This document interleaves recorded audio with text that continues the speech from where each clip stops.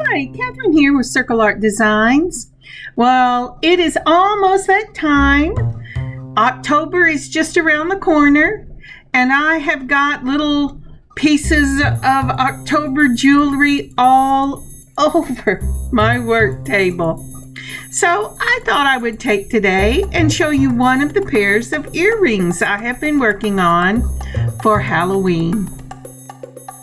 I have been gathering up charms since this time last year, so I pulled out my silver jack-o'-lanterns to work with for these pair of earrings, but I wanted a little color in them, and I'm going to be making several pairs of these, but I thought I'd show you on a couple of them what I did.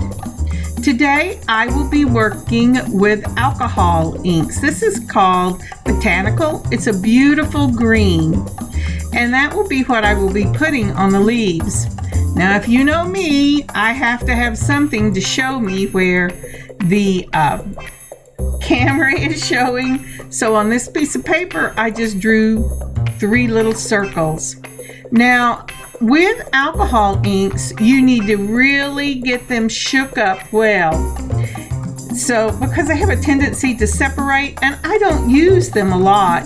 I use my metal paints a lot more often, but today I thought we would work with those.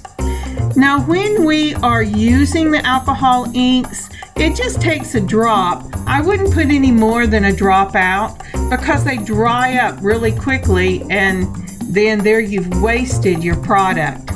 I'm putting mine on an old lid from the grocery store that I think guacamole came in.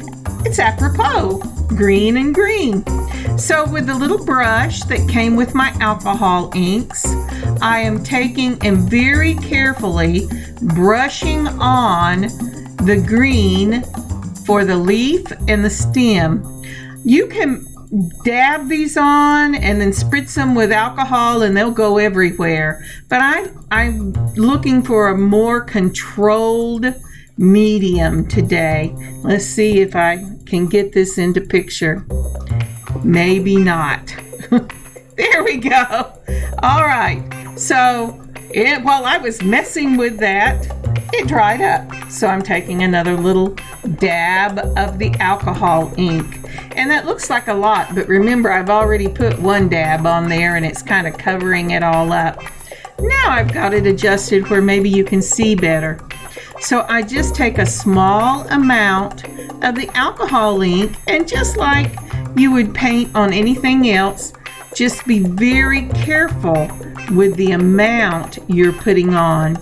It's better to do several thin coats of this, unless you want it to spread out over the piece, than 1 thick coat, because it is alcohol ink and it will spread. Now, if you'll notice, just from the time it took me to move one out and another in, that ink has already begun to evaporate with the alcohol. But if you're very careful with it, you can spritz a little bit of rubbing alcohol on it and still work.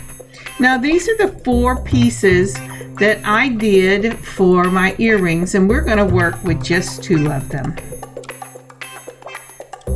When you're cleaning your brushes and trays, you will need to use nail polish remover because soap and water won't clean this. It's not like the metal paint I use. So, but you know, if you're persistent with cleaning those, the brush and the tray will come out looking almost like new. Make sure you keep cleaning the brush till you get all the ink off.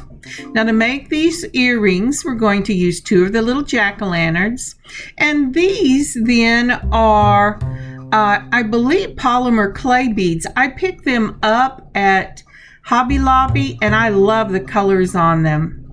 Then I'm going to use some bead caps. Those bead caps run about 7 millimeter. And I'm also going to use, these beautiful orange beads. I got these from Potomac beads, and they swirl in the inside. So I think the combination of both of the beads with the little green iridescent 11O seed beads just give a beautiful pumpkin look. We'll also need some of your eye pins for this, and some jump rings. I'm going to go ahead and use the oval ones, and then we'll get started making these earrings. So now for the tools, I'm going to use my looper. The looper I have on the small one makes about the same circle as on these eye pins, and I'm going to use my straight nose pliers. The reason being, even though there's already the loop on the end of these eye pins, very seldom is it really closed. Next, I'm going to reach over and get one of my chain nose pliers. I'll actually use 2 for this project because I need 2 to open up those jump rings. So let's get started. Now to begin this, I'm going to make sure that that loop is closed. And just like I said, it's not. So I'm going to take the straight nose pliers, you can see it right here, and I'm pulling the end of that loop until it touches the wire and it's closed, because I don't want anything escaping off the end of that loop. Next, I will put on one of these beautiful 6mm orange swirl. They are just wonderful. It's dark orange and medium and a kind of yellowy orange, and I love it. Then goes on the bead cap. I love this bead cap. It is probably about a 7mm. It's not big enough to cover these gorgeous pumpkin colored beads. I would call them rondelles. It doesn't really tell me on the packaging, nor does it say for sure what it's made of, except the way it feels, I know it's not glass. Going to go ahead and put on another of the bead caps going the opposite direction so that both of them cradle that beautiful pumpkin bead on both ends, and then one of these orange swirls. They're just lovely. Now then, to finish this piece off, I'm going to put on one of the, I said 11O seed beads, but I really think this is an 8O seed bead. Now, isn't that lovely? And I think that little green iridescent seed bead on top makes a beautiful stem for that orange swirl bead. It reminds me of a pumpkin. Now we're going to need our loops. So let me go pick them up. Yep. I have a tendency to make everything a mess on one side and I have to dig it out. Now when you use this looper, if you've watched for any length of time, you're going to put the the eye pin across the looper till you have the seed bead touch the side. If it will go into the little hole on the opposite side, that's awesome, but mine did not. Then close the handles together and it makes a loop. Then taking your round nose pliers, go ahead just like we did the other end and pull that circle down to it touches the wire the beads are on, and that closes up your loop. Then make sure your loops are both facing the same way. I'm still playing with that wire. There you go, I got it closed. So what I'm doing now is I'm making sure that the loops are both on the same plane. You don't want horizontal and vertical. You either want vertical and vertical or horizontal and horizontal.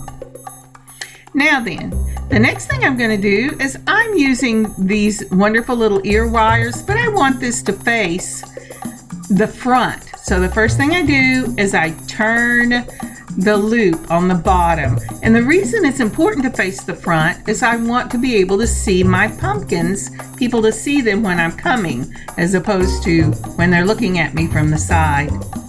I have opened up my jump ring, which is taking the jump ring in 2 sets of pliers and twisting one end. I'm putting on my dangle beaded portion, and then I'm putting on the painted jack-o'-lantern pumpkin. Now, once I lay this down, you will see why it's important that you know what is facing up. And here, oh, I keep slipping. You know why? I'm using my straight nose pliers for that, and they just don't grip very well. But I finally got it closed, and if you'll see, when I'm holding on a vertical plane, the top, the vertical plane on the bottom causes the jack-o'-lantern to face forward. Now, I'm opening that jump ring, and I'll try to show this to you better. Holding it on one side, twist one side and open it, just like that. Then I'm going to take my dangle and I'm going to put it on, and then I'm going to suspend it for a moment, I hope. Yeah, there you go. So I can see which way the pumpkin is facing. And then I want the front of the earring to also be facing that way. And I tell you, I have a little bit of trouble even after all this time with that. I play with it till it looks right.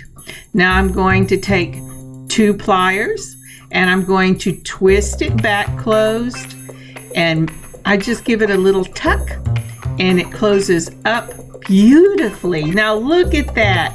Pumpkins on the top, jack-o'-lantern on the bottom. Isn't that pretty? I just love these dangle earrings. Would you take a moment and like and leave a comment for this video? Thank you so much. It really does help. And now, through the magic of video, we're going to get the other side done. Ta-da! Aren't those lovely? I just love these pumpkin jack-o'-lantern earrings. I think they're amazing. I hope you had a wonderful time today joining me on this journey. And I hope you have a wonderful beading adventure of your own. These will be up in the shop, and I will leave the link in the description below. Have a wonderful day and a great week. Kathryn, circleartdesigns.square.site. Bye, y'all.